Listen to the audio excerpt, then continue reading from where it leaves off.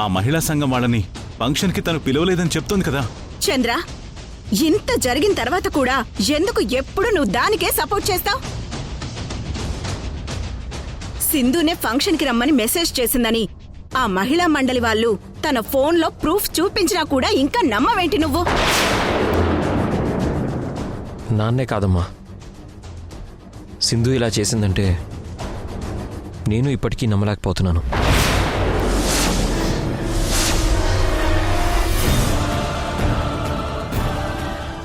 నమ్మకండిరా, నమ్మకండి.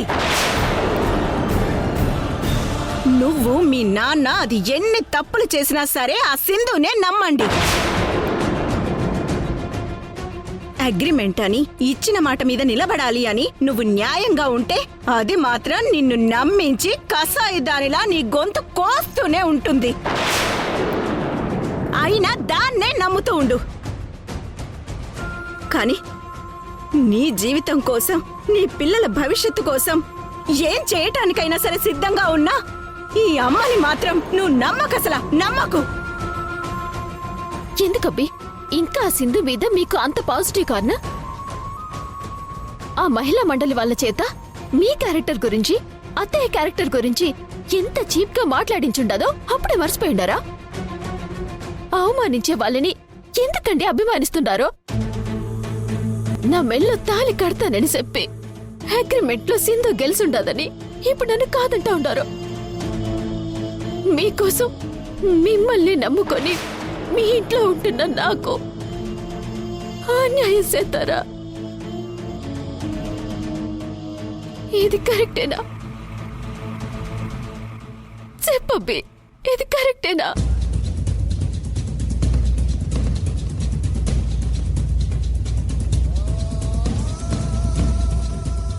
మాట్లాడండి అల్లుడు గారు. న్యాయం ధర్మం గురించి చెప్పి మీరు నా కూతురు జీవితానికి అన్యాయం చేస్తారా? ఆ సింధు చిచ్చి అంటున్నా దాని చుట్టే తిరుగుతా ఉండారు.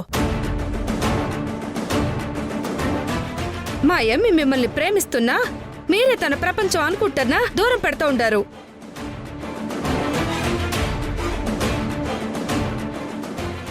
ఏంటోదిన ఇదంతా? నా కూతురు పరిస్థితి ఏంది?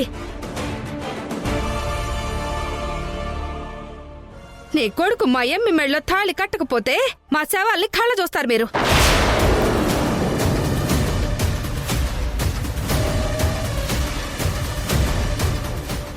రేయేష్, ఆ సింధు కరెక్ట్ గా లేనప్పుడు మనం ఎందుకురా కరెక్ట్ గా ఉండాలి?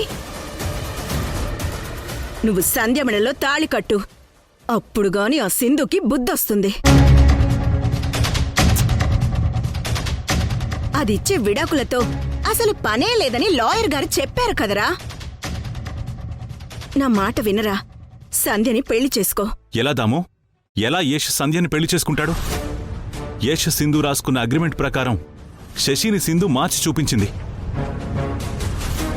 ఇక యశ్కు నేను విడాకులు ఇవ్వను, యశ్ ఇంకో పెళ్లి చేసుకోవడానికి వీల్లేదని సింధు చెప్పింది కదా. అది చెబితే నేను వినాలా చంద్ర? మనం చెప్పింది అది ఎప్పుడైనా ఏమైనా విందా? అది మాత్రం పిల్లలతో సంతోషంగా ఉండొచ్చు, కానీ నా కొడుకు మాత్రం పిల్లలకి దూరమై ఒంటరిగా ఉండాలా? అలా కుదరదసలా. యశ్ సంధ్యని పెళ్లి చేసుకోవాల్సిందే, లేదంటే నేను ఒప్పుకోను.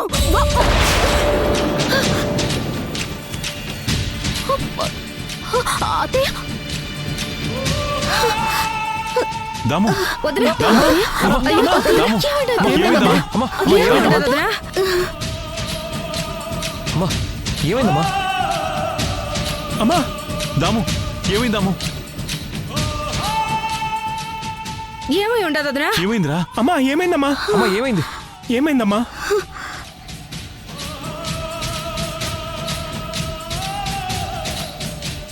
మీ నాన్న, మీ తమ్ముడు నా గుండెని రంపపు కోత కోస్తున్నారు కదా.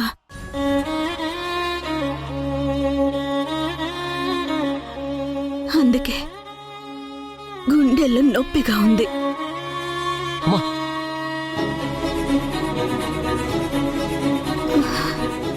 మధు, తొందరగా వాటర్ టాబ్లెట్ తీసుకుందా. అలాగే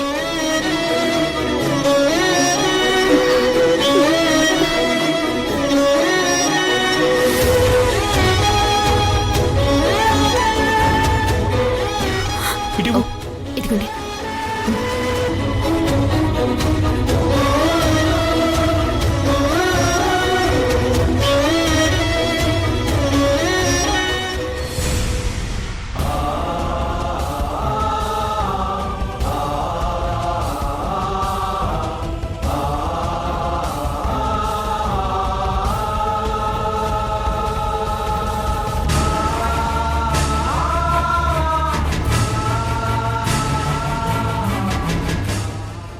ఇప్పుడు ఎలా ఉందమ్మా? నొప్పి తగ్గిందా? గుండె కోత కదరా, అంత తొందరగా తగ్గదు. నా గుండె బాధ తగ్గాలి అంటే నువ్వు సంధ్య మెడలో తాళి కట్టాలి.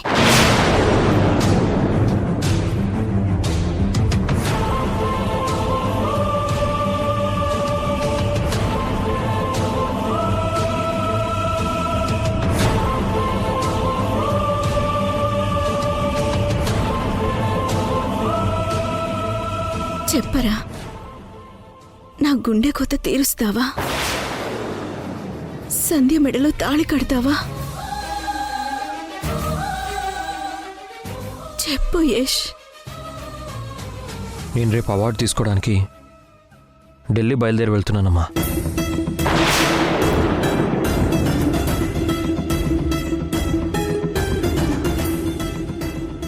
తిరిగి వచ్చాక ఆ విషయం ఆలోచిస్తాను. నువ్వేం టెన్షన్ పడకుండా హాయిగా రెస్ట్ తీసుకో. పదమ్మా. రా.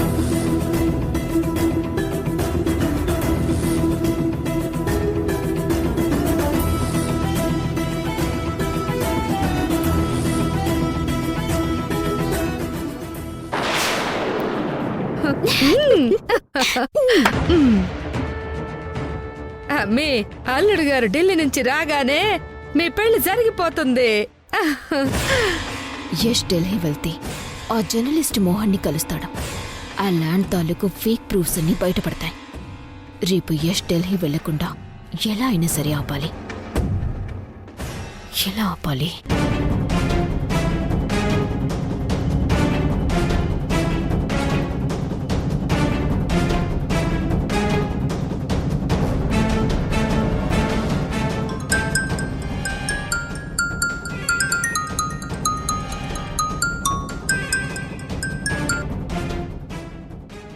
చెప్పు మధు. ప్రవీణ్, ఎక్కడున్నావు? ఇప్పుడే ఇంట్లోకి వచ్చాను. సరే, ఎక్కడికి వెళ్ళకు, నేను వస్తున్నాను. నీతో ఒక ఇంపార్టెంట్ విషయం మాట్లాడాలి, ఓకేనా? సరే మధు. సరే.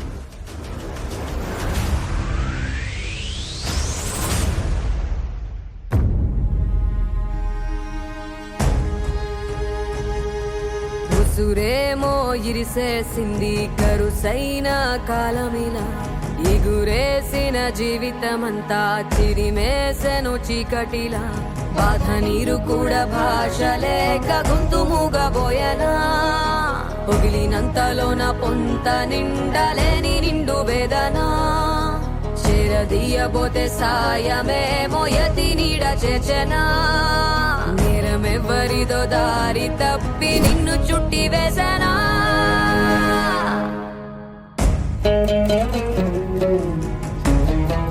అమ్మా,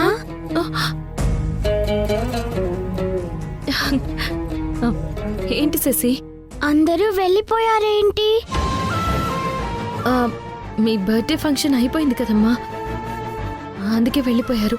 నాన్న నానమ్మ వాళ్ళు కూడా వెళ్ళిపోయారా?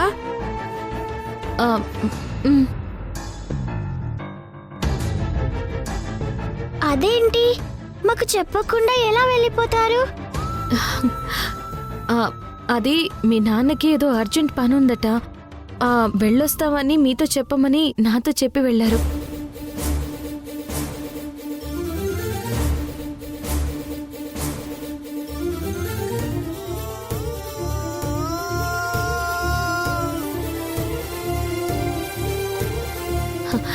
సరే రండి, భోజనం చేద్దాం. ఇవాళ మీ పుట్టినరోజని మీకు ఇష్టమైన వంటలు చేశాను. ఎలా తింటామమ్మా? ఏ మా బర్త్డే ఫంక్షన్ అయిపోయిన తర్వాత నువ్వు నాన్న నేను శశి అందరం కలిసి డిన్నర్ చేద్దాం అనుకున్నాం కదమ్మా. ఈ విషయం నువ్వు నాన్నతో చెప్పలేదా అమ్మా? చెప్పేలోపే హడావిడిగా మీ నాన్న వెళ్ళిపోయారు. నాన్నకు ఫోన్ చేసి ఒకసారి రమ్మని చెప్తాను. శశి,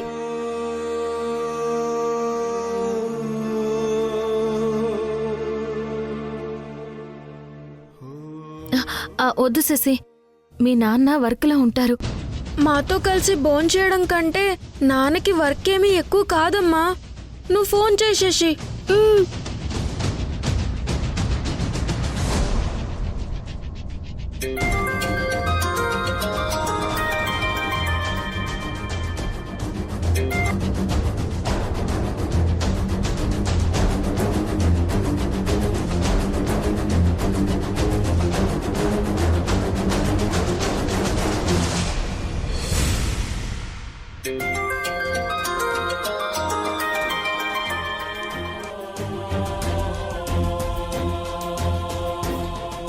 నాన్న కాల్ కట్ చేస్తున్నారేంటమ్మా? అలా ఎప్పుడు చేయరే.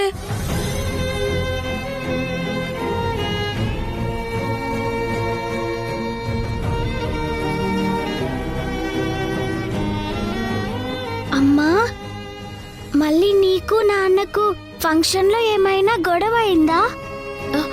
ఆహా, లేదు శశి, అలాంటిదేమీ జరగలేదు. మరెందుకు నాన్న ఫోన్ లిఫ్ట్ చేయడం లేదు? చెప్పాను కదమ్మా, వర్క్ బిజీలో ఉంటారని.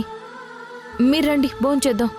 ఊహు, నాన్నతోనే తింటాం, లేదంటే అస్సలు తినం. అవును.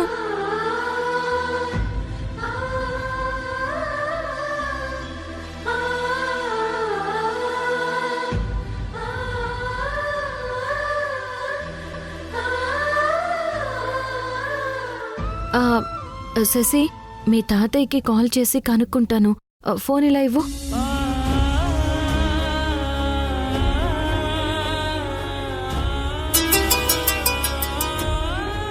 అమ్మా సింధు, ఏంటి ఫోన్ చేసావు? మావయ్య, పిల్లలు అడిగారు.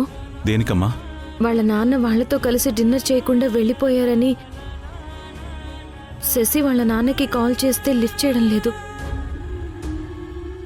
బహుశా నేను కాల్ చేస్తున్నాను అనుకుంటున్నారేమో. యష్ రానిదే భోజనం చెయ్యము అంటున్నారు. అందుకే మీకు కాల్ చేస్తున్నాను మావయ్య. ఓ అలాగా, నువ్వు లైన్లో ఉండమ్మా. ఇప్పుడే నేను యష్ దగ్గరికి వెళ్ళి మాట్లాడిస్తాను.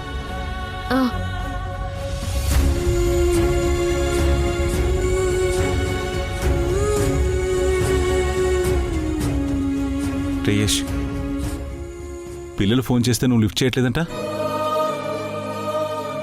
ఫోన్ చేసింది పిల్లలా? అవునరా, వాళ్ళ పుట్టినరోజు నాడు నీతో కలిసి డిన్నర్ చేద్దాం అనుకున్నారట. నువ్వేమో కనీసం వాళ్ళకి చెప్పకుండా వచ్చేసావు. ఇదిగో మాట్లాడు. రేయ్, అక్కడ గొడవ విషయాలు పిల్లల దగ్గర ప్రస్తావించకు. ఈ మాట సింధు చెప్పిందా? లేదురా, నేనే చెప్తున్నాను. ఎవరి దగ్గర ఏం మాట్లాడాలో ఎలా మాట్లాడాలో ఆ సింధుకు తెలియకపోవచ్చు నాన్న. నాకు బాగా తెలుసు.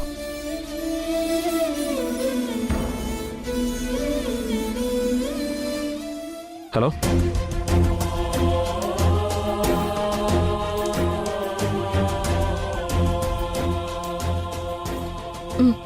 మీ నాన్నతో మాట్లాడండి. నాన్న, చెప్పు సిసి. నాన్న, మాకు చెప్పకుండా ఎందుకు వెళ్ళిపోయావు?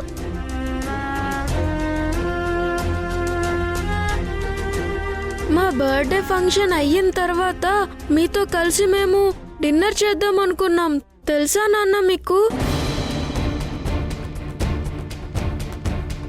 నువ్వు వస్తేనే గాని ఇప్పుడు భోజనం చెయ్యం అసలా. నువ్వు వచ్చి మాకు తినిపిస్తేనే తింటాం, లేదంటే పస్తులుంటాం. నువ్వు బయలుదేరి వచ్చాయి నాన్న. లేదు సిసి, ఇప్పుడు నేను రాలేను. రేపు అవార్డ్ ఫంక్షన్కి ఢిల్లీ బయలుదేరి వెళ్ళాలి. పుట్టినరోజు నాడు మీరు అలా పస్తుతో ఉండకూడదు. నా మాట విని తినేయండి. లేదు నాన్న మేము తినం అంతే. నా మాట విను తల్లి. నువ్వు మా మాట విను నాన్న, ఇక్కడికి రా నాన్న, ప్లీజ్ నాన్న. వచ్చేయ్ నాన్న, ప్లీజ్ నాన్న. నువ్వు, నేను, రిషి, అమ్మ అందరం కలిసి భోజనం చేద్దాం నాన్న, ప్లీజ్ నాన్న. నువ్వు వస్తున్నావు అంతే అసలా. అరే నేను కుదరదు రాలేదని చెప్తుంటే వినరేంటి? పసివాడి రుచి చూస్తోందా బదులే రాని గతం, మగవాడై నిన్న మోస్తోందా ఎదుటే ఉన్న నిజం, జరిగినదా కలవరం, దొరికినదా ప్రియవరం, కనుతడిగా కరిగినదా ఎలగదిలో సమరం. ఏది మనదనుకుంటా, ఏది కాదనుకుంటా, లేని తలరాతని వెతికే మనసుకు ఏమని చెబుతా, ఎంత కని దిగిపోతా, ఎంత కని అమ్మా నాన్న అరిచాడు. మమకారాన్నడిగి ఎంతని పరుగులు పెడతా.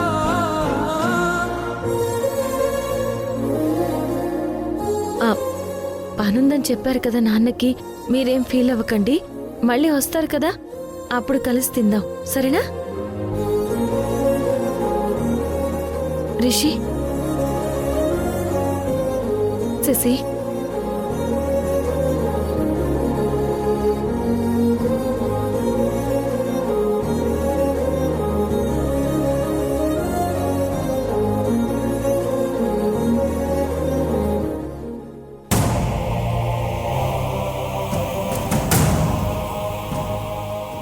హాయ్ ప్రవీణ్. ఏంటి అప్పుడే మొదలు పెట్టేశావా? మరేం చేయమంటావు, ఒంటరిగాడిని, నువ్వెలాగో నాతో లేవు. 4 పెగ్గులు పడందే కళ్ళు మూతలు పట్టలేదు. నేను నీతో ఉండే టైం వస్తుంది ప్రవీణ్, కాస్త వెయిట్ చేయి. ఒక ఇంపార్టెంట్ విషయం నీతో మాట్లాడదామని వచ్చాను. నీకేదైనా ఇంపార్టెంట్ అయితేనే కదా నేను గుర్తొచ్చేది. చెప్పేంటో. ఆ అవార్డు తీసుకోవటానికి యష్ ఢిల్లీ వెళ్తున్నాడు. అక్కడ జర్నలిస్ట్ మోహన్ యష్ని ఖచ్చితంగా కలుస్తాడు. మనం ప్రాజెక్ట్ స్టార్ట్ చేస్తున్నామని అనౌన్స్ చేసిన ఆ గవర్నమెంట్ ల్యాండ్ గురించి అన్ని లూప్ హోల్స్ ఆ యష్కి చెప్పేస్తాడు. అప్పుడు మన ప్లాన్ అంతా బయటపడిపోతుంది, మనం దొరికిపోతాం. మళ్ళీ మళ్ళీ చెప్తున్నాను ప్రవీణ్, యష్ ఢిల్లీ వెళ్లకుండా నువ్వు ఎలాగైనా సరే ఆపాలి.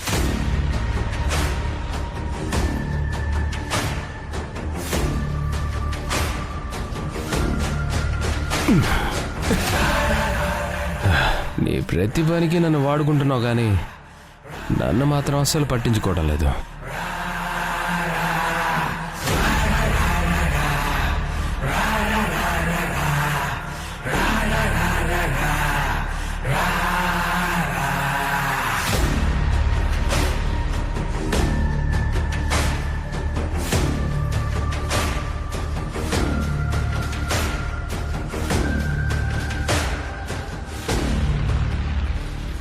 తీసుకో తీసుకో.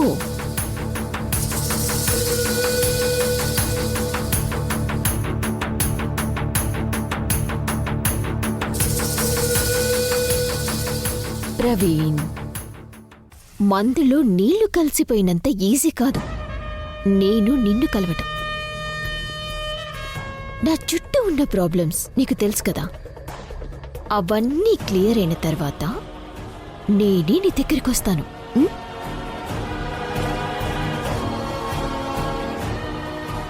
అది కాదు మధు. ప్రవీణ్, మనం ఎంజాయ్ చేసే టైం ఇది కాదు, అర్థం చేసుకో. తీసుకో తీసుకో.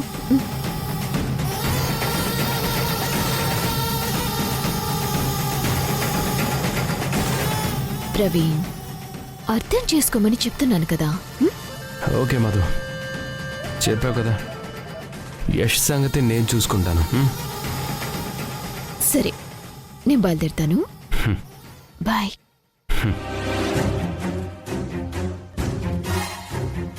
చూడు ప్రవీణ్, మళ్ళీ మళ్ళీ చెప్తున్నాను, మర్చిపోకు. ఎలా అయినా సరే యష్ని ఆపాలి. యష్ ఢిల్లీ వెళ్ళకూడదు. ఓకేనా? ఓకే మధు. బాయ్ ప్రవీణ్.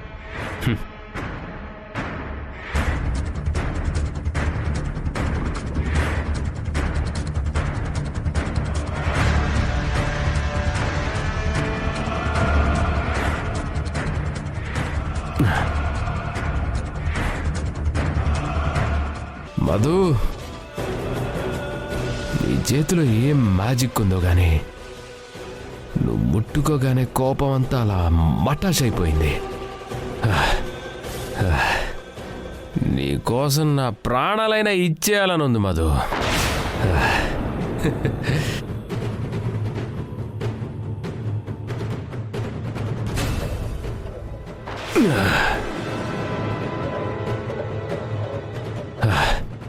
యష్ ఢిల్లీ వెళ్లకుండా ఉండటం కోసం ఏమైనా చేస్తాను. ఆ యష్ గడి కోసం కాదు, నీ కోసం, నా ప్రేమ కోసం.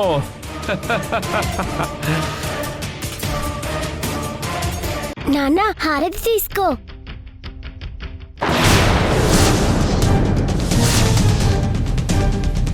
యష్కి ప్రమాదం జరగబోతోందా?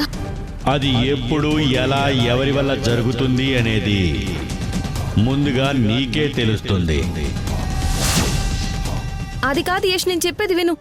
యష్ నా మాట విను. యష్ యష్